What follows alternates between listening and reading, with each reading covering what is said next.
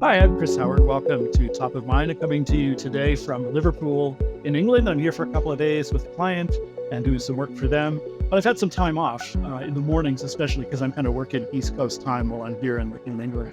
And so I spent some time and went up to the cathedral in Liverpool, which is an enormous space. One of the things about this church is it has the largest pipe organ in all of the UK, which is saying something because some of the ones that I've seen in London are enormous, but this one is giant. As I was looking around the space, you see organ everywhere. So it's kind of mostly up front, but it's also way up in the roof. It's all the way to the back of the nave. It's scattered throughout the environment for different reasons. One is for sound effects, so you can have sounds coming from multiple places. But sometimes you actually want to support maybe singers that are singing in a different part of the church, so you want the sound to come from that space and so on. So I was sitting and thinking about this and thinking actually this idea of ambient space and the use of the space relates pretty clearly to what I see as the evolution of computing and logic and AI. Let me take you there. So an ambient space is one that has digital aspects and physical aspects kind of working together, like that church organ in the Liverpool Cathedral. If you think about all of the sensors that are in an environment and all the cameras, people with devices, we have edge computing that ties back into maybe the cloud and things like that. You're working with an environment that has data at the edge, that has inference at the edge, that has logic at the edge, and so on. So you're actually able to interact in a physical space and have the physical space interact with the digital in very rich ways for interesting types of experiences that range from maybe frontline to operating rooms to any kind of smart building that you could imagine. The thing about ambient environments that makes them interesting is that they mix things together for a purpose. So in the case of the church, the music that is played on that instrument makes a lot more sense when you're in that space because you can hear things emerging and they're mixing together. The same thing happens in the digital ambient space where data coming from systems and people interacting in physical environments actually are mixed together in the pursuit of complex tasks. The other thing that's happening with the evolution of AI as we move out towards the edge is a mix of modalities. And so clearly, if you're in a physical space, you're doing a lot more with image and sound and video. But if you have somebody that is enabled with a device, you can actually also have text coming into that environment that is relevant to the space. But again, it's this mixing together of all these different modalities. As I think about use cases for AI, the highest value use cases that are emerging have to do with this mix of modalities of image and text and search and voice and audio and other types of things. Let me try to make this a bit concrete for you. So imagine that you're a border agent at the border between, let's say, Canada and the United States. And one of the things that you have to do sometimes is determine whether a product can come across. Maybe it's a food product of some kind. Food products they're packaged in different types of wood, perhaps, or that kind of thing. And so maybe you're working and something unusual comes across and you need to know what the policy is. Well, there's actually a part of the government that has those policies that are defined to say, yes, this type of material can come through or not. But how do I find that? Do I call somebody? Do I type it in and search? It turns out that that's not an easy problem if the thing is rare. So imagine that if you're the border agent, you take a picture of the wood that is the case for the food that's coming across. And then that goes back through Gen AI and queries the policy environment and gets the policy based on recognition of the image, finding the policy, bringing it back to the border agent, and then they can make an up or down vote as to whether that comes through. That is an example of multimodal generative AI in the pursuit of an actual physical world problem.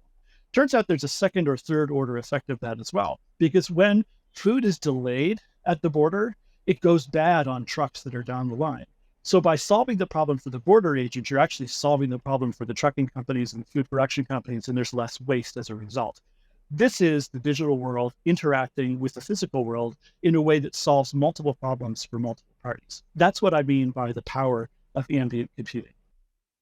So I've taken you through an example of how ambient computing can be a mix of different types of technologies, image recognition, generative AI, and multiple agents along the line interacting with one another to actually solve a problem in the physical space. The other thing that's happening when it comes to LLMs, and we've seen this clearly over the last couple of months, is that the models themselves are getting smaller. And there's a push towards smaller domain-specific models. I've talked about this in the past. But you think about it in that kind of environment, you actually need to have some models or at least some logic running very close to the edge in an extremely small footprint. And so that may then get mixed with higher level compute in the cloud or in the data center or so on. But what's happening here is the topology of computing is spread across everything from devices that are maybe inside my body all the way to low Earth orbit satellites and everything in between. This is really where this is going. And there's a lot of effort happening both at the chip industry level and the model industry level to make that happen. This is something that's going to take place over the next couple of years, but it's happening extremely quickly. The example I gave you of ambient computing, where there's multimodality of images and policy and retrieval and those types of things, is interesting because it's multimodal. But the other thing is multiple parties working together to create a higher value because they're connected within that ecosystem. As I've been thinking about models and how they're evolving and this sort of ongoing debate in society about is AI good or bad and so on, I don't want to get into the middle of that noise because I think there's something larger happening that's really important. Is that models, as they evolve and as we interact with them, actually are a means to understand the complexity of the world more effectively so we can make better decisions and we can build businesses and we can help people. All of the good things that come with our use of technology if we can understand the fact that this is what they do. Going back to the cathedral where I started my morning this morning, there's actually a technique I use in my recording studio for reverb that uses spaces like that. Here's how it works. It's called impulse reverb. And so they set up microphones around a space, a big space like that, and then they fire a gun off and capture that sound. And then they go in and they cut off the gunshot itself and look to see how did waves move around that space. And from that, they build a model that you can use in the studio so that it sounds like the music you're producing actually is in that space. It's fascinating. But that is a model that helps us understand the way that physical environment works. We see the same things emerging in security. So a security mesh, for example, is a mesh that understands events that are happening. And when one happens, it is able to respond in a modeled way for effective cybersecurity. That's a really interesting thing. The other thing that we're seeing is the modeling of human behavior. This is fascinating, and we'll spend some more time talking about it in the future. One of the things I'm doing here is I'm going to a football game at the football club here in Liverpool. And I know that as these stadiums are built, they actually use synthetic humans to model an evacuation. So they can see exactly how humans in a virtual environment would actually leave that space. Now, it turns out that humans are irrational in the way that they do actions like that. And so you can find out ways that humans would move that you can actually design for before a shovel ever hits the ground. Now, that's a fantastic use of generative AI in a physical environment that is really an ambient sense of how people will interact with it. So many interesting things going on. So what about AI is going to create the highest value? Multiple modes, multiple parties, but also this interaction of capabilities at the edge, especially at the interface between the digital environment and the physical environment.